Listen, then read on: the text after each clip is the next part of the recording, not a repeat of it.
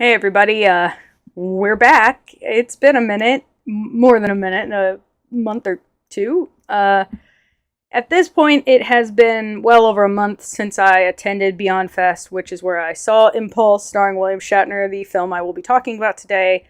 Really, I was getting overwhelmed with lighting, camera setups, editing. Everything was just making me really, dread the thought of trying to do this again, mostly the lighting. So basically somebody at work the other day was like, hey, when are you going to release another video? And I started explaining all that, and they were basically like, Ashley, you're just going to have to let it go and release something because I want to see it. That's what I'm going to try and do. We'll just keep improving. We can't be perfect out the gate. So with all that said, my eyes are hurting, so I'm wearing the glasses, so we're just going to have the ring light now be my aesthetic, I guess. And today we're going to talk about the 1974 film Impulse. This was the third movie of a 3-film Shatner-thon I attended at Beyond Fest. In my previous video, I spoke about this event pretty off the cuff, and as a result, I neglected to mention much about the other two movies. Let me tell you, when I chose to talk about Impulse instead of either The Devil's Reign or Kingdom of the Spiders, it was not a choice I took lightly. In fact, I spent a lot of free time at work that week telling people about Kingdom of the Spiders and had someone implore me to make it the subject of my next video. I'm only not doing that because I intend to write about it at length another time. Both films would be worthy inclusions on this channel, but when I saw Impulse, I knew I was watching something truly, truly special. Impulse is the story of a young boy named Matt who sees his mother likely prostituting herself with a soldier home on what I have to assume is shore leave from World War II. It plays out pretty reminiscently to Christmas Evil, Pieces, or Yuli Lammel's Boogeyman. Young Matt sees his mother in a compromising position and, not understanding what sex is, thinks she's being harmed. Only the soldier's too drunk and randy and turns violent. Matt believes the only thing he can do is defend his mother and grabs the handy samurai sword, used to my great delight as a penis euphemism earlier in the scene. Put that thing down. It's ugly. You don't like my little bit? Oh, I love your little bit. Stop playing soldier. Come on over here. And rams it through the soldier's heart. You're a crazy kid. Time passes and Matt's now a leisure suit wearing playboy.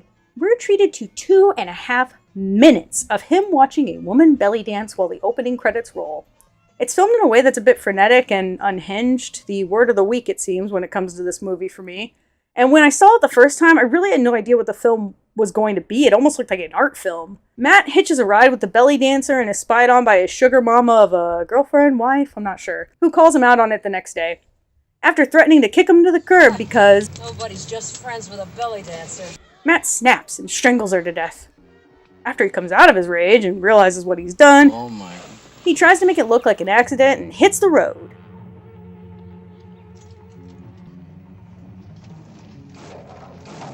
Meanwhile, in Florida, we meet Anne and her daughter Tina.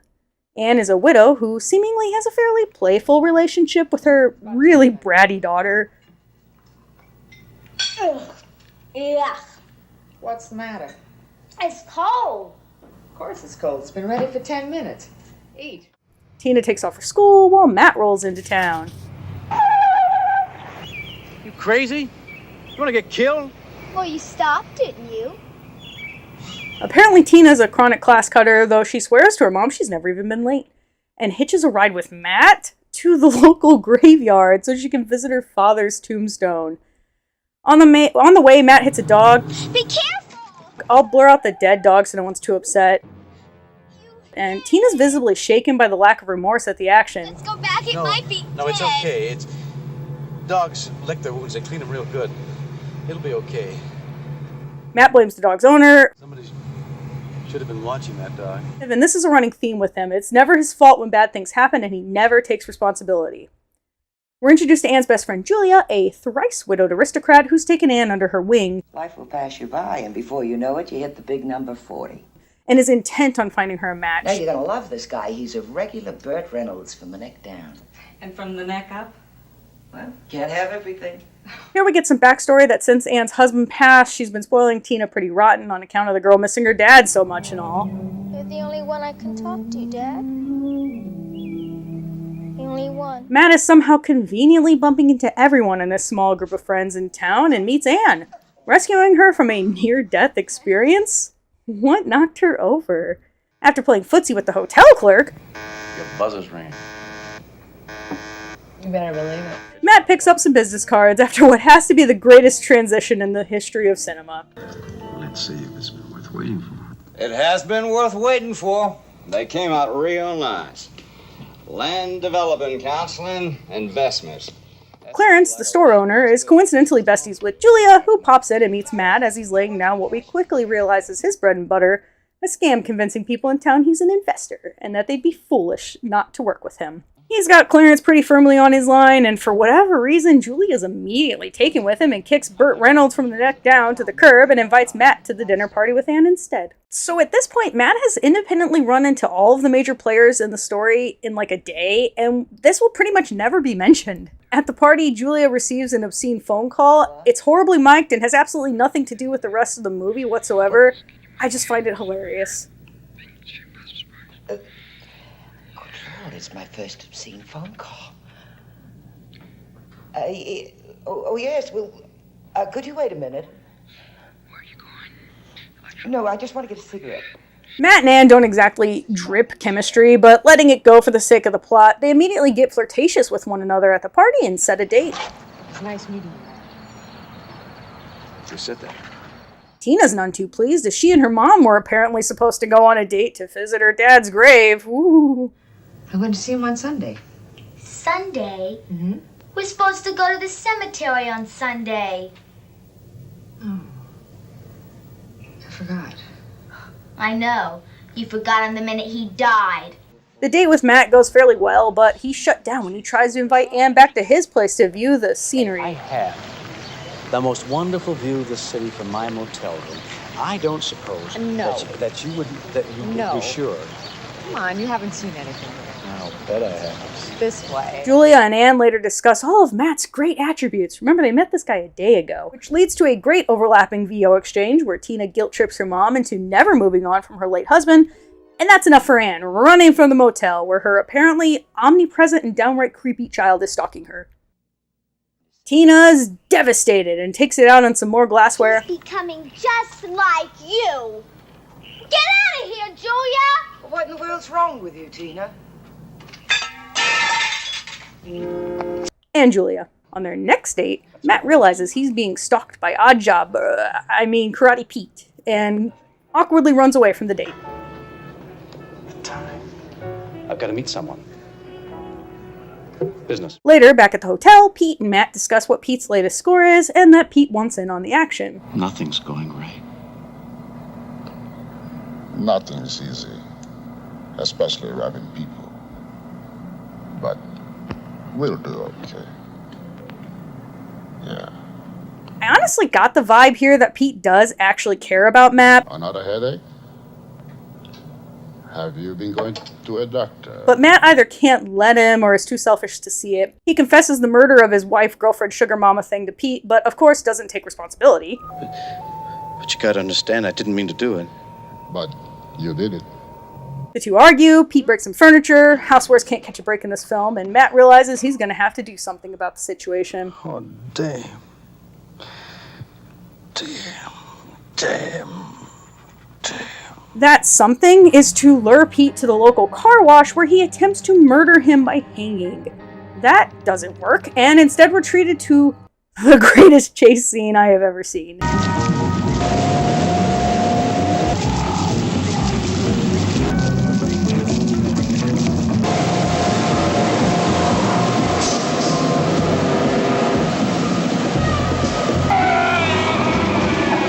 And don't worry, Tina's seen everything. Matt threatens to kill Tina, she disappears into the tall grass, and back home Tina tries to call the police, but then chickens out when she remembers that Matt said he'd kill her if she talked. The next day, Anne suggests they all go out to the park together, and while Matt gets them some candy wearing the greatest tank top I've ever seen, Tina decides to tell her mom everything. As you can probably guess, since Tina's done so much to endear herself to this film's cast so far, her mom doesn't believe her. Tina, that's a terrible thing to say. It's the truth, Mom. So, young Matt didn't want to leave the hospital he was taken to. His mom passed away, likely from the stress of what happened to him. Matt can't take any responsibility for himself and feels like a puppy that's been let loose on the street. Begged them not to let me out. I said, it was like putting a puppy dog out in the middle of the road and leaving it there. Probably similar to the one he killed earlier. Tina calls her mom a tramp. I saw you at the Again, this has nothing to do with anything. I just find it incredible. Matt pulls the "want some candy, little girl" creepiness. All right. Hey, little girl, I'll take you to school. You mad at me? I'm not mad at you. I like you. Before devolving into the most petulant argument I have ever seen an adult engage in. We'll say you're crazy. I'm not crazy. You are. Oh, yeah? You gotta be crazy talking to a gravestone. Tina runs back to the graveyard and, I guess, cries, while Matt tries to convince Julia that Tina's crazy in a desperate attempt to cover his tracks. Julia, I think that girl is crazy. That thing in the graveyard, she spends all the time going to graves. Oh, that. Well, she visits her father. But it's not normal. It just isn't normal behavior. Kids don't go to graveyards. My mother died, and I went to visit her once. She's not buying it, and she's not buying his investment scam either, and wants to have the lawyer look the contracts over. See my lawyer and have him look into it. He'll check your company. Matt's really losing it at this point, because one more crack has presented itself and switches tack and goes into a heist instead. In his attempt to book it from town as fast as possible, he tries to collect on his various investments and acts sketchier and sketchier, but not a single person seems to be suspicious of him. Is you still interested in investing? Sure. Well, if you give me the cash, I'll get it working for you right away. Well, besides the person who, witnessed him murder a dog and a giant wrestler. All of this culminates as Julia begins to grow suspicious of Matt after Tina fills her in on what she saw. Matt breaks into her house and tries to force her to give him her diamond brooch from the safe. She pulls a fast one with a gun and they engage in an extremely over-the-top knife fight.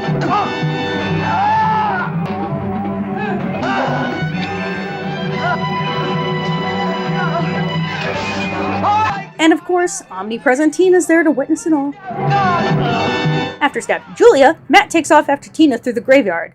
The graveyard right next to the ocean in Florida, which sounds like the absolute worst place to put a graveyard. They run into the funeral home where Tina's startled by a dead body, becomes more frantic, eventually falls down the stairs. Matt also acts strangely in front of the body, either remembering his mother's death or his father's, I can't tell.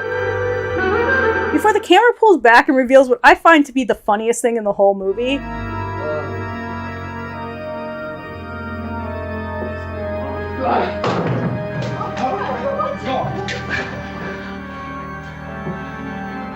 There were people just sitting there the entire time watching this happen?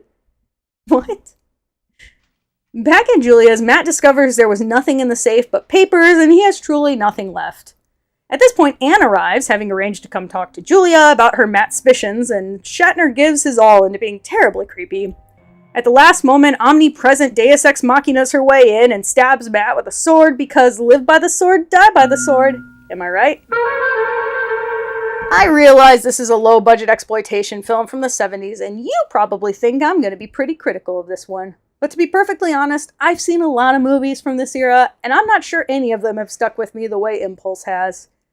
You have William Shatner doing his William Shatner thing.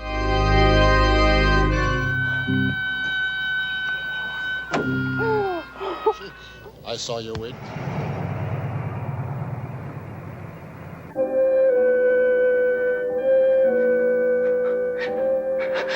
Harold Sakata managing to chew every bit of scenery possible. Yeah.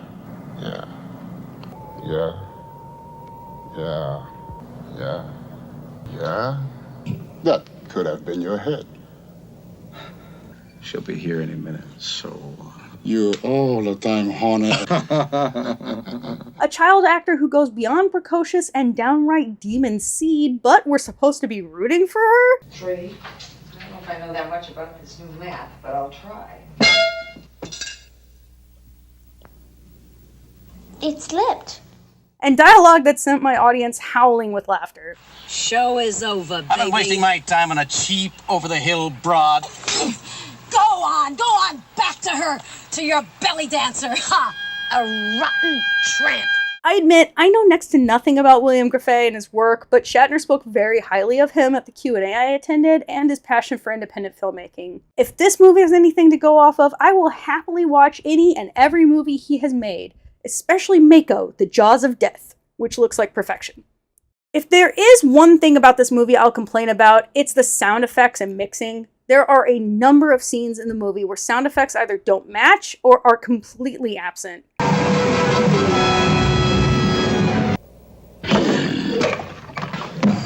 Much about this new map, but I'll try.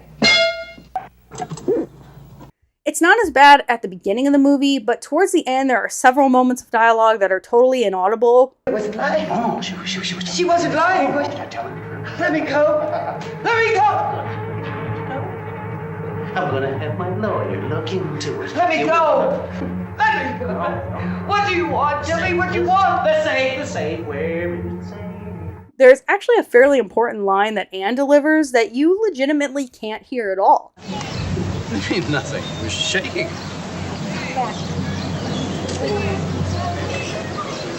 But judging from the IMDb page, and pretty much verified by the Q&A I attended, they shot this movie in like 2 weeks, and Shatner wasn't even there for all of it.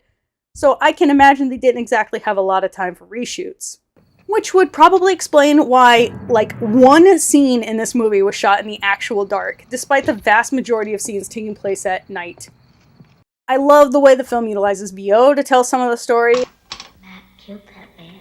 I was there in the car. I saw him do it. Ow! Damn it. Why is Tina making up such an incredible story? A lot of the time in movies, the voiceover is dialogue we've already heard before, but in this movie's case, while some of it is audio we've heard, it's often new information. Not to say all of the VO is well delivered, young Matt is, well... I tried to help him, Mom. He was hurting you. I know. Oh, Matt, I know. Don't let them put me in there, Mom. Please, I want to go. And the final VO is pretty cringe-inducing as well. It was like putting a puppy dog out in the middle of the road and leaving it there. While I don't have much to say about the actual filmmaking, I do want to give credit to the 2 underwater scenes, both of which I find to be very well shot and quite creepy as well. I also read on IMDb that they used a pickup truck to do this scene, and I think that worked out really well. I love guerrilla filmmaking. Acting is pretty competent overall. Sakata's having a good time, as I mentioned, and I do feel Kim Nicholas to be overall great in the role of Tina. I may not like the character, but she portrays the role well. Outside of this moment of melodrama.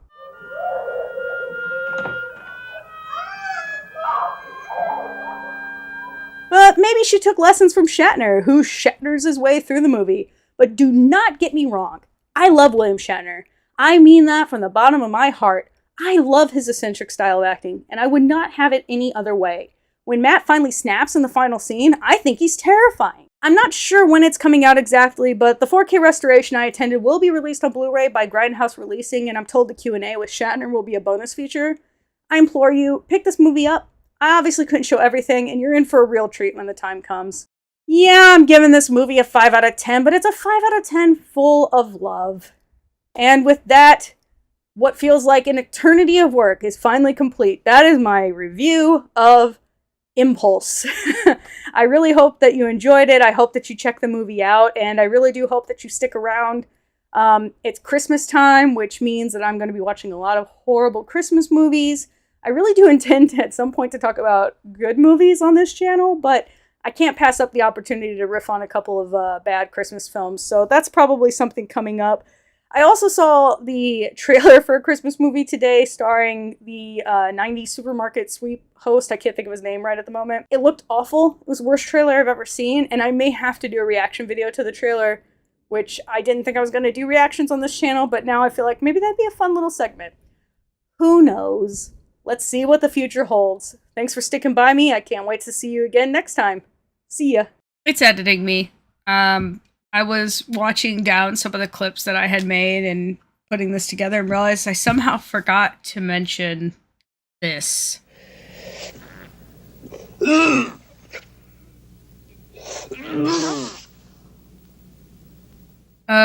So yeah, Shatner farts in this clip. It's right after he accidentally kills his wife. I shouldn't say accidentally, he absolutely purposefully strangles his wife. And he ripped one and then tried to cover it up by fake gagging over his, distress over what he'd done. But we hear it. We are all witnesses. You farted, and you can't take that back. So yeah, I can't believe I forgot to talk about this, but it's not like I really had a good place to put it in anyway. So yeah, take that with you.